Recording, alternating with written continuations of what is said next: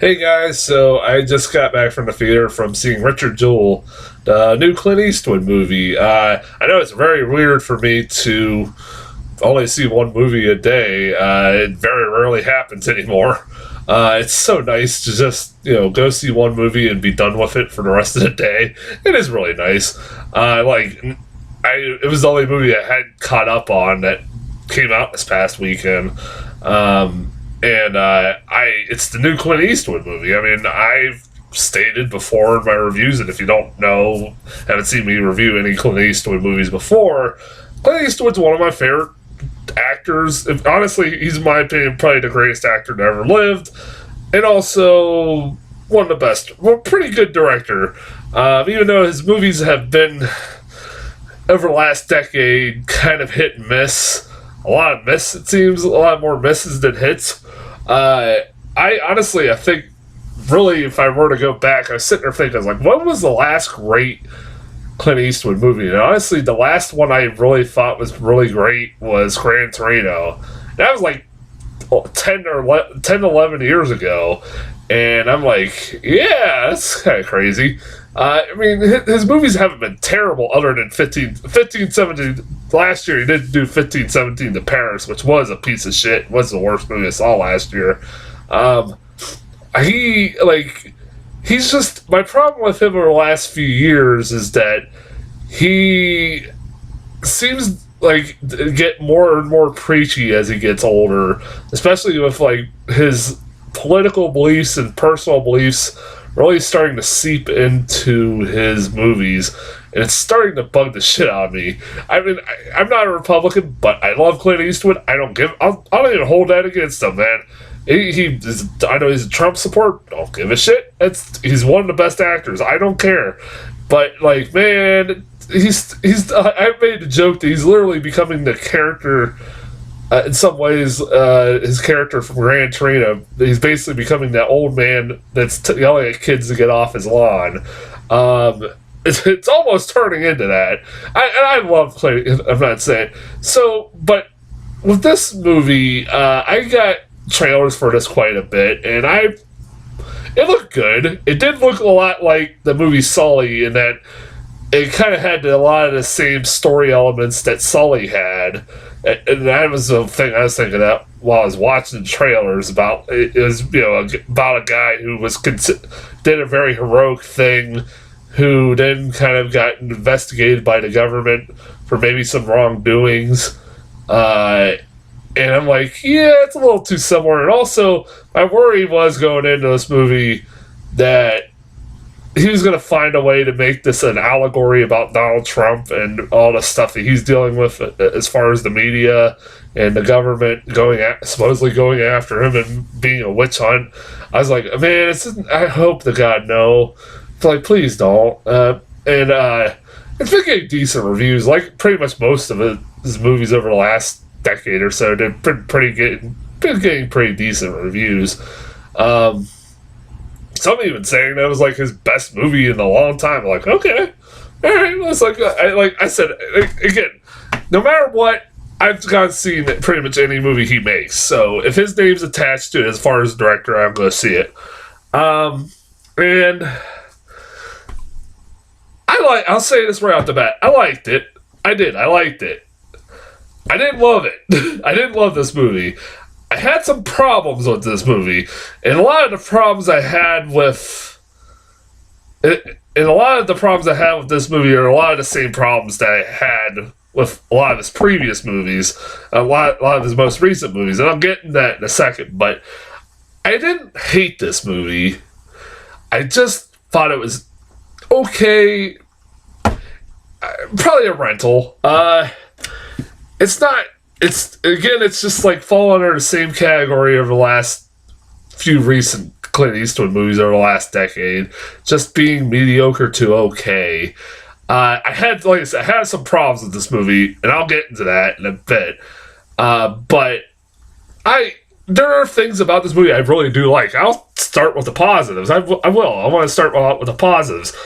Biggest positive of this movie is the cast of this movie. Acting is really fucking good. It is really, really good. The main guy who plays Richard Jewell. This will be kind of getting into negatives and positives at the same time talking about this guy, but um, he's a guy who's like a character actor you see in a lot of like supporting comedic roles all the time, and like he's always really good. He is really good in this movie. I'm not before I want to reiterate that before I kind of get into some of the negatives about him. He is really good in this movie. His acting, especially towards the end, is really fucking good. Like, you feel for this guy. You do. Like, he is a fucking hero, man. Like, there's no doubt about it. What he did was heroic. He saved a lot of fucking lives. Yeah, a lot of people got hurt, but that was inevitable because there was a bomb. But he did save a lot of lives. There could have been a lot more casualties, and you feel for this guy who is kind of thrown into the spotlight and being put through the mud. Like being put through the mud, and his whole personal life is being turned upside down. Like he basically lives with his mom, who's played by Kathy Bates, who is really fucking good in this movie. She's getting a lot of talk as far as awards season, and she is really good in this movie. I give her a lot of credit. She has one of the best scenes in the whole movie. Probably the best scene in the movie, where she's having a press conference and asking the government to please exonerate her son and please let him go. And it's one of the most emotional scenes. It's a powerful scene, and I was noticing, I was like, Kathy Bates has lost a lot of weight over the years. I didn't even notice that. And she looks fucking great. That's not like making fun of her or anything. She looks great.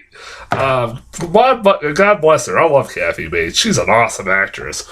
And she is really good in this fucking movie. Sam Rockwell is really good. Sam Rockwell is charming as mother. Is one of the most charming motherfuckers out there, man. I love him as an actor. And he is this lawyer who Richard Jewell worked for years ago, who helped him basically. Richard Jewell calls him when he's in trouble to help him, in his case against the U.S. government, because the U.S. government's, have this pretty strong case against him. These really strong allegations against him, more specifically, and he needs a lawyer, and Sam Rockwell is the only one who he knows, and like they have a pretty good chemistry together. Sam Rockwell and this, I forget the guy's name, the actor's name in this movie is. But he's both. I like the chemistry between both of them. You got John Hamm, who's always good, charming in anything he does. He's not as much of a character in this movie. Like, he is kind of like the asshole FBI agent almost, somewhat, because like he just doesn't want to believe that this guy isn't guilty, no matter, even if there is really significant evidence that he is not guilty. But whatever, I'll get into that in a second. But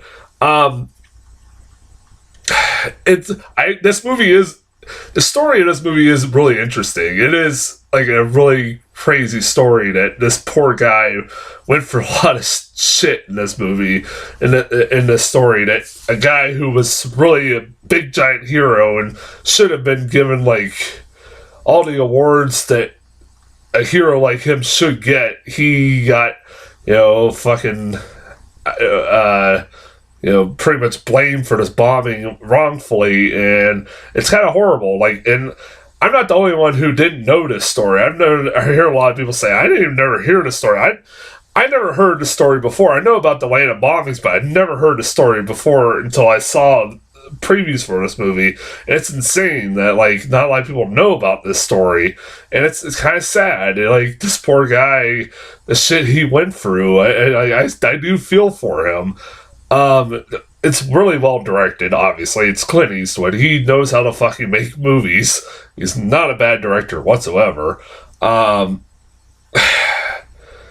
Like I said, it's well acted, well directed, has a pretty good story. Now let's get into the negatives. I guess let's get into the negatives. And there's mainly two things that bug the shit out of me with this movie. The first one I kind of can forgive, but the other one I can't. So the first one I want to talk about is the guy who played Richard Jewell. While I say a lot that he was really good in the movie, he is really good in this movie. I do have a problem with his character in this film because I don't know if I'm the only one who was thinking this while watching this. I don't know much about the real guy that this movie is based off of, but from what I can tell, I don't think this is what the really, some ways, a good representation of this character because of this guy. Because this movie sometimes makes this guy come off like I don't know what the nice word to say about this movie, about this guy, but this movie makes this guy come off a little bit too much like a simpleton, like a Forrest Gump-esque character. It's about as nice of a way to say he's almost mentally challenged sometimes. It feels like he's like fucking Rain Man. This character, there are times in this movie that this character frustrated the fuck out of me because there are times where he's being told multiple times, he's facing charges, serious fucking charges, where he could face death, the death penalty, if he is found guilty of these charges. And he is, his lawyer, Sam Rockwell, tells him multiple times, shut the fuck up and just don't say anything to police. Just shut up and, I'll do all the talking for you. But this motherfucker will not shut the fuck up. No matter what. He doesn't shut the fuck up. And it's like he's almost self-incriminating himself multiple times. Like, there's this, he keeps telling her, oh, I'm a policeman just like you. He keeps telling him over and over again. And that's one of the reasons why they keep investigating him, because they believe since he wanted to be a police officer, this guy their belief was that he was a guy who wanted to become a hero so that he could become a police officer because of that. And so they think he set up the bomb so that he could become a hero. And so, I mean, he's not helping his case sometimes with some of the shit he's telling these officers. And I'm like, God damn it, shut the fuck up. There's multiple things he does, like I'm trying to think off the top of my head, but that's the number one thing. But there are times it's like, is this guy supposed to be a simpleton? Early on, I was thinking like that throughout the majority of this movie. For majority of the first half of this movie, I'm like, is he a simpleton? What the fuck? Is this guy, was he mentally challenged or had a mental disability, something? No, I don't think so. So what the fuck? Why did it make? I don't know. Is it because of the guy who they got to play him? Because he's always playing kind of simpleton kind of characters. He was in I, Tonya, and he was a simpleton character, an idiot of a character. I was like, is it just because? I don't know. Am I the only one to think about that while watching this? But I will say this, they do explain that he is a guy who respects authority and wants to believe in the police and the justice system, and he, even though there's multiple times that he should just not, it's obvious these guys are out to get him. So I mean, come on, you gotta put your respect on hold, after a while. But he does get a redemption. He doesn't reach a breaking point at a certain point in the movie, and that's why I can't get too mad about this. But it is kind of weird, the first half that I felt like his character was too simple, and that drove me nuts. But what drove me nuts even fucking more, I didn't talk. If you notice when I was talking about the great acting in this movie, I didn't mention Olivia Wilde. There's a fucking reason. I didn't know that there was a controversy about this movie going on. I try to, before I go see a movie, I try to stay away from reviews and I try to stay away from anything, articles about a movie. And I'm kind of glad I did because I didn't know about this controversy until there was a controversy about this movie until I after the movie was over. And like as soon as somebody was telling me, I was reading an article saying, "Oh, the headline it said there's a controversy about Olivia Wilde's character." I'm like, I bet you I fucking know why. Okay, first off, her character. This is a really bad representation of this character, and this is where Clint Eastwood's political, personal beliefs are kind of seeping in because she's supposed to represent the media in this movie. She is like the character that represents the media, and she is like comes off like this vindictive bitch who is relentless and doesn't have no sympathy for majority of this movie for putting this guy's name through the mud where she really had no evidence to prove that he was the fucking bomber. And it isn't until like very end of the movie where there's like this whole fucking plot hole that I kept thinking throughout the majority of the thing that was a plot hole for their investigation, FBI's investigation, where like right before he finds the bomb, somebody calls 911 from a payphone and says there's a bomb in Centennial Park, you have 30 minutes, and then hangs up. And right after that, the guy finds the bomb, and I'm like, so that's easy to prove right there that he didn't do it because he's not fucking doesn't have teleportation powers. Like, and they proved that there's no way he could have went from point A to point B and be back and to find a bomb and be there before the bomb blew up. So I'm like, yeah. So what the fuck? So that and like. This character, like, they try to redeem her, like, at the end of the movie, where she finally figures out, oh, maybe he didn't do it. I'm like, but by this point in this movie, there was no point. This character is evil for fucking no reason, other than just because she's the media, I guess. And, of course, there's this controversy about this movie that her character... At one point, how she finds out about Richard Jewell being investigated by the FBI is that she sleeps with John Hamm. That's it. She sleeps with John Hamm. She sleeps with John Hamm so he will give her information about the investigation. And as I pretty much figured out, even without finding this out, that is bullshit. It's come out that is complete and utter bullshit.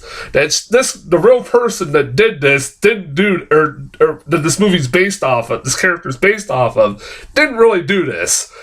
And a lot of people are coming out that worked with her saying this movie is bullshit. To which I was like, Clint Eastwood, why wouldn't you do some fucking research, man? Why would you put an allegation out there? It's pretty fucked up, man. That's some pretty serious allegations too. Like, dude, like, what the fuck were you thinking, man? And like I said, it comes off like he's just putting his political agenda or political beliefs and his personal beliefs ahead of good storytelling, man. I don't know. That did drive me nuts. Like, that character was really bad. That was really bad. Like, that was just a fucking cartoonishly evil character for no fucking reason. Like, she's a vindictive bitch for no reason other than that she wants a story. I'm not the most.